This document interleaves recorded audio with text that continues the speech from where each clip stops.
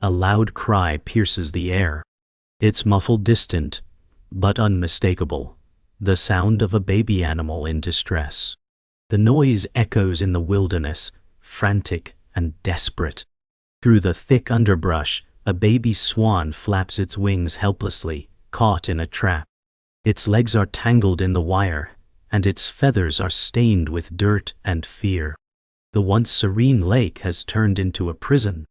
The sun is sinking low, casting an eerie glow across the scene, but time is running out. The baby swan struggles, its small helpless cries growing weaker. A soft rustle in the bushes, the rescuer is close.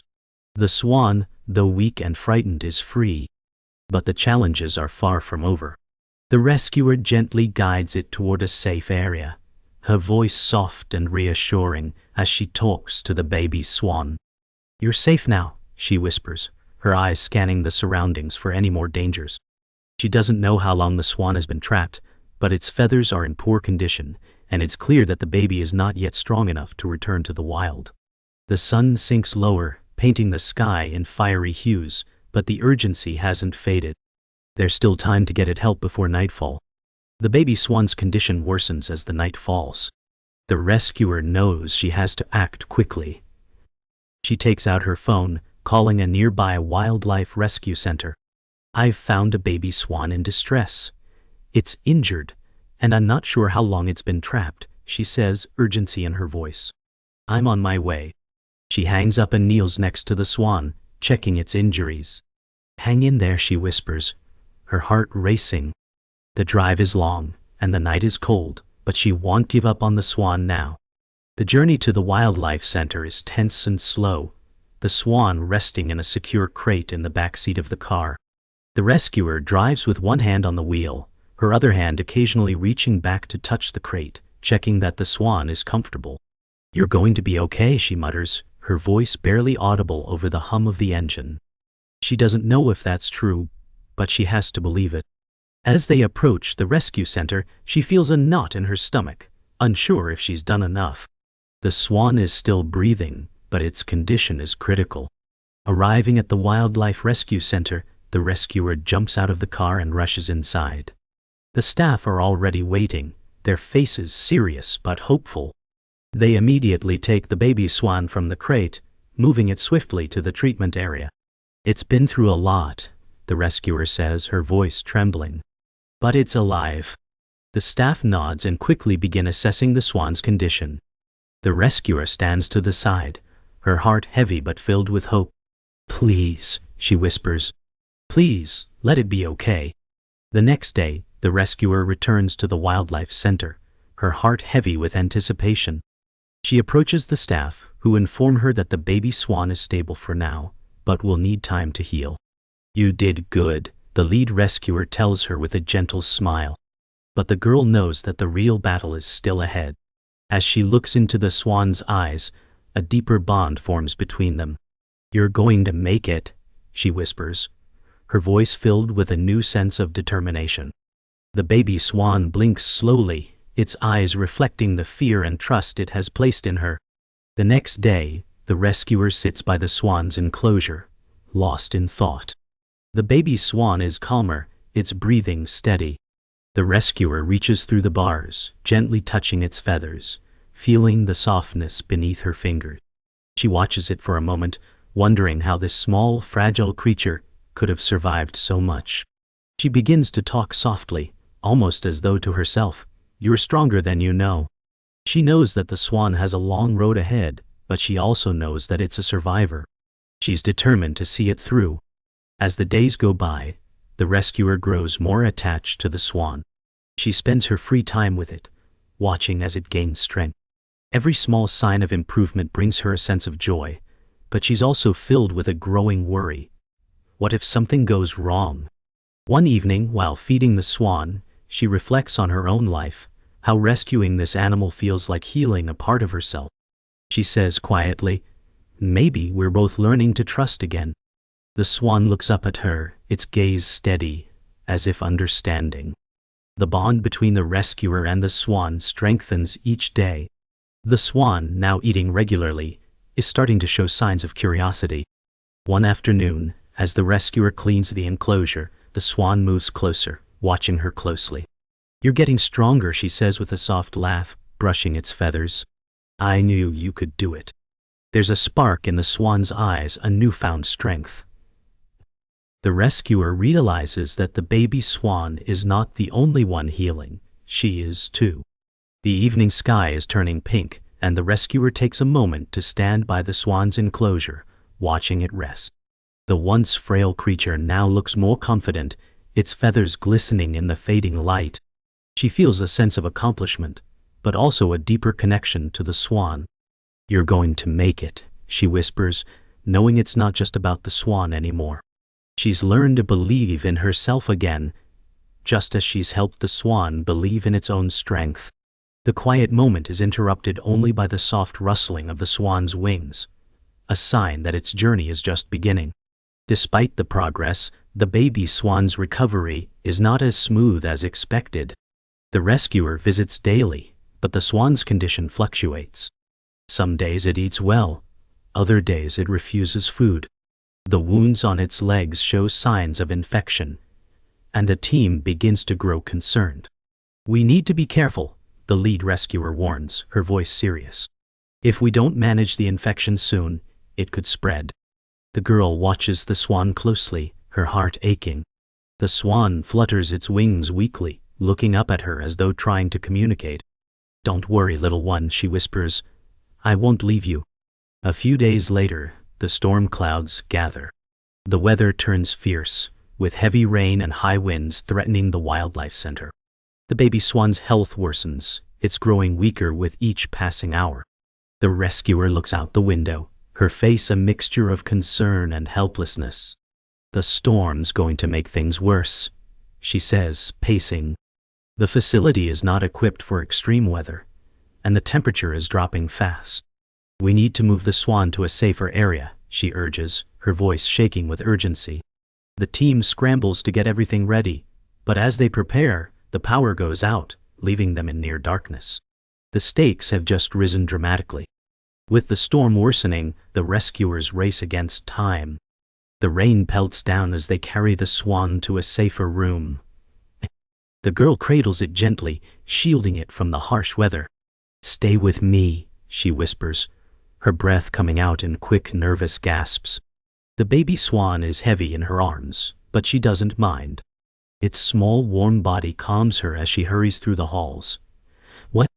Outside, the storm intensifies, and the building creaks under the pressure. As they reach the new room, the girl lays the swan on a soft bed and quickly checks its condition. She looks up at the others. "We need to get it stabilized," she says firmly, her voice resolute despite the chaos around her. Hours pass, and the storm shows no signs of stopping. The baby swan's condition is stabilized, but it's still weak, barely eating or moving. The team keeps watch, but the situation is tense. Outside, the storm causes flooding, making it impossible for supplies to arrive. "We're running low on medical supplies," the lead rescuer says grimly. "And we can't risk going out in this weather." The girl stares at the swan, unsure what to do. She's been here for days, and with each moment, she feels like the odds are slipping away. The swan stirs slightly in its bed, looking up at her with its big round eyes. "I won't give up on you," she says softly, her voice filled with both fear and love.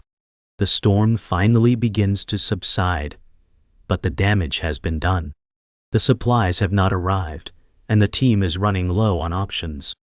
The girl looks at the baby swan, who's still weak but breathing. "You're going to be okay," she says, her voice shaky but determined. She knows the situation is dire, but she refuses to give up. As the hours drag on, she stays by the swan's side, offering what little comfort she can. She begins to think of other options. What if she could take the swan to a different facility? What if they could find someone willing to help? The stakes have never been higher, but she's ready to do whatever it takes. Days pass, and the storm has finally subsided. However, despite the baby swan's ongoing recovery, there's an odd sense of unease hanging over the Wildlife Rescue Center. The rescuer sits at the edge of the baby swan's enclosure, watching it grow stronger, but something nags at her. The swan's behavior doesn't match that of a typical wild animal. It seems too calm, too trusting of humans. One morning, while feeding the swan, she notices something strange, a small tag near its leg, almost invisible against its feathers. She freezes. "What is this?" she murmurs, carefully inspecting it. It's a faded, worn identification number, not something typical for a wild animal. Her heart races as a realization hits her. The baby swan may not be wild-born after all. The revelation hits the rescuer hard. She begins to question everything. How could this swan have been in captivity? Who would do this? Was the baby swan an illegal pet? The idea haunts her, and she spends the next few hours combing through the facility's records, trying to piece together the truth. She calls the local wildlife authorities for confirmation, but all they tell her is that the swan was reported as a wild animal found injured. Her suspicions grow. This wasn't just a random rescue. The swan's past is darker than she thought. The emotional weight of this discovery starts to take its toll. She feels betrayed, unsure whether to save the swan or to focus on finding the person responsible. But one thing is clear. The rescue mission has just become more personal than ever. The next day, the rescuer confronts the lead wildlife technician about the discovery. "This swan, it wasn't wild-born, was it?" she asks, her voice trembling. The technician hesitates, then looks at her with a hard expression. "No, it wasn't," he admits. "It was part of an illegal breeding operation. We intercepted it just in time." The rescuer stares at him, stunned. "Why didn't you tell me?" she demands. He sighs deeply. "We were hoping to handle it quietly. No one needed to know. We didn't want to jeopardize the rescue. It's better off with you than back in the hands of the people who kept it." The words cut deep. She feels betrayed, but also strangely protective. The truth was darker than she imagined, but now the stakes are even higher. The revelation about the swan's past weighs heavily on the rescuer as she returns to the baby swan's enclosure. She kneels beside the bed where it's resting, still weak but alert. "You've been through so much," she whispers, gently stroking its feathers. The swan blinks at her, its large eyes filled with an innocence that belies its troubled past.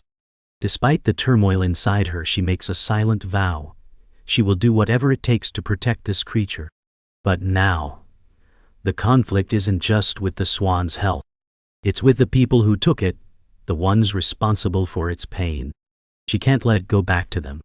She has to find out who they are and stop them. "I'll make this right," she says to the swan, her resolve hardening. The next morning, the rescuer makes her way to the local authorities to pursue the truth. She feels an inner conflict, torn between her compassion for the baby swan and the realization that it was never meant to be wild. As she walks into the station, the weight of the situation hits her again. She has to decide whether to keep the baby swan at the wildlife center or try to place it in a sanctuary for animals that were victims of illegal trade. The authorities give her an ultimatum. They can only protect the swan for so long before it must be sent to a facility that specializes in rehabilitation for animals involved in illegal activities. She feels a pang of guilt. "It's not supposed to be like this," she murmurs. But her love for the swan is unwavering, and she's willing to take the next step to ensure it finds peace, even if it means facing more difficult choices ahead. The weight of the decision has settled in. The rescuer looks at the baby swan resting in its bed, the tension thick in the air. The wildlife center staff has prepared everything: a transport crate, food, and supplies. She's already made the call to the sanctuary, a place far away that specializes in rehabilitating animals like the swan. But there's a catch. The swan has to leave now, before the authorities step in and claim it as part of an ongoing investigation into illegal wildlife trade. Time is running out. "I can't let them take you," she whispers, her heart torn between what's best for the swan and what's best for her conscience. She reaches out and gently strokes its feathers, the decision weighing heavy in her chest. "I'll protect you no matter what." As the rescue team prepares to transport the swan, the door to the wildlife center suddenly bursts open. The sound of boots slamming against the floor echoes through the room. The authorities have arrived. We need to take the Swan in for further investigation, a stern officer states, his voice devoid of sympathy.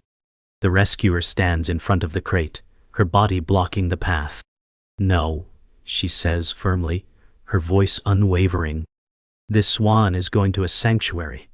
It's not part of your investigation. The officer steps forward, his posture intimidating, but the rescuer doesn't back down. It's my responsibility now. I'll take the consequences. The room falls into silence, the tension crackling as both sides brace for the next move. The standoff continues. The officer's patience is wearing thin, but the rescuer refuses to move. Behind her, the Swan stirs in its crate, unaware of the conflict unfolding around it. You're making this difficult for everyone, the officer growls, his frustration boiling over. Step aside.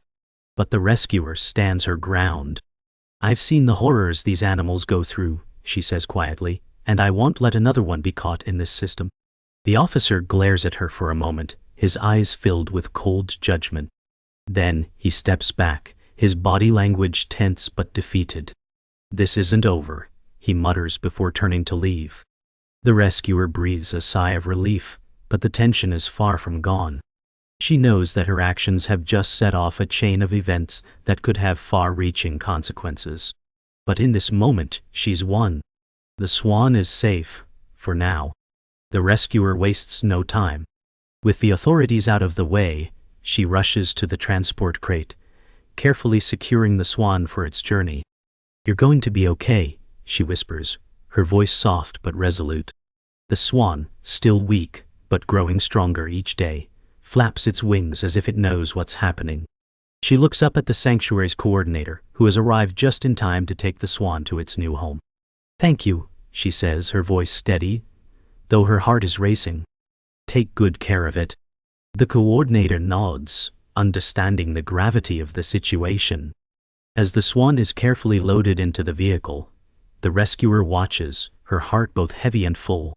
She's given this Swan a chance at freedom, a chance to heal. As the vehicle disappears into the distance, the rescuer takes a deep breath. The battle isn't over, and the challenges ahead will be great, but for now, she's made a difference. You're free, she whispers to the wind, her words carried away by the evening breeze. She stands there for a long moment, watching the horizon, her heart filled with a sense of peace that only comes after a hard-fought victory. The rescue isn't just about saving the Swan.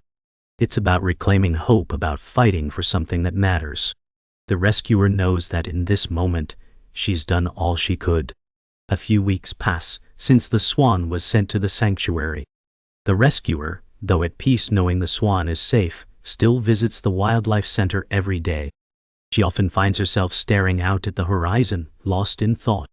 Her connection to the baby Swan has left a lasting impact. One afternoon, she receives a call from the sanctuary coordinator. The Swan is thriving, the coordinator says with a warm tone. It's healthy, stronger, and we're preparing for its eventual release back into the wild. The rescuer's heart swells with relief. That's all I ever wanted, she replies, her voice filled with emotion.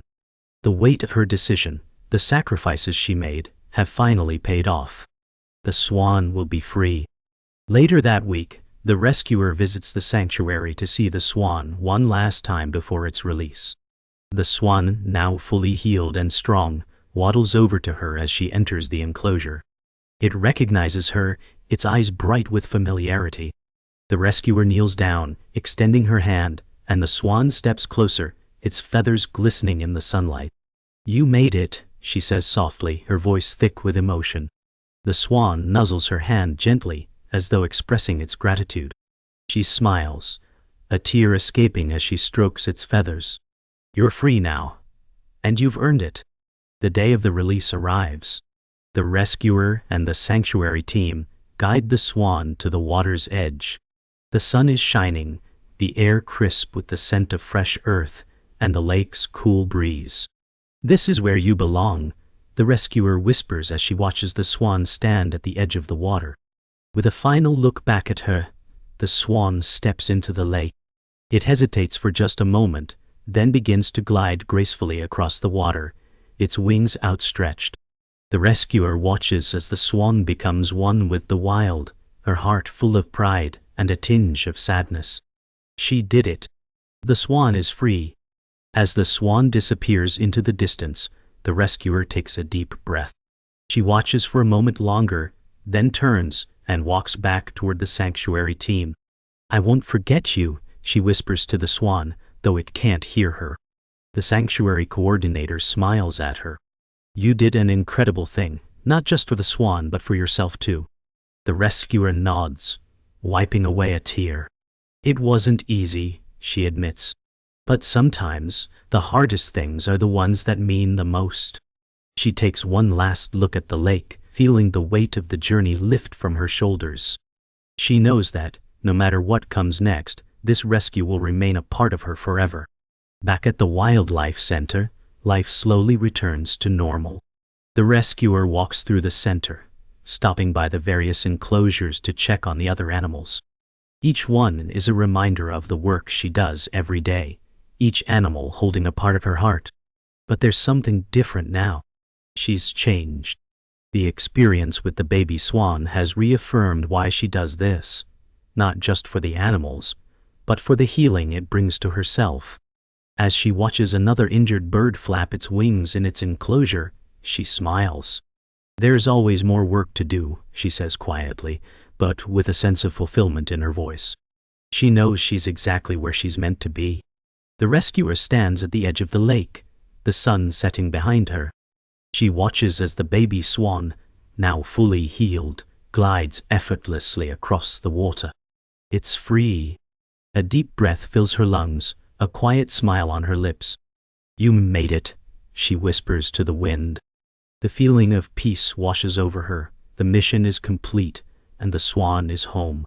As the swan disappears into the distance, the rescuer turns away, her heart content. The journey has been long and difficult, but this moment of peace makes it all worthwhile. She walks back ready for the next challenge.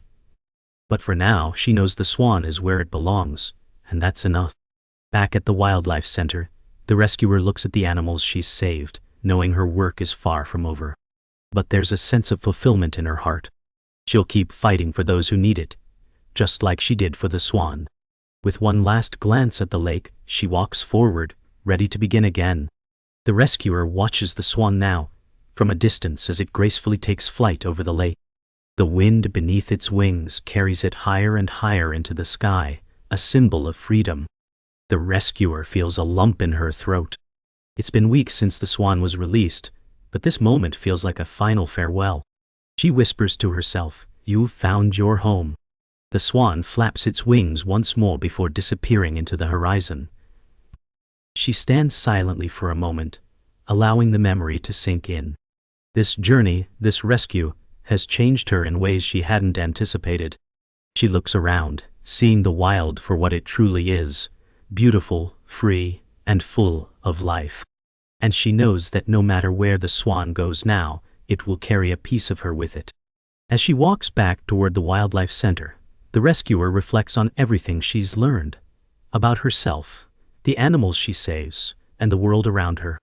The journey with the swan may have ended, but the work continues. She knows there will always be more animals in need, more rescues to undertake, and more stories to tell. But for now, she's content, knowing that she made a difference. As the sun sets behind her, the rescuer walks into the center with a sense of fulfillment and peace. The swan story is just one chapter, and the rescuer knows there are many more to come.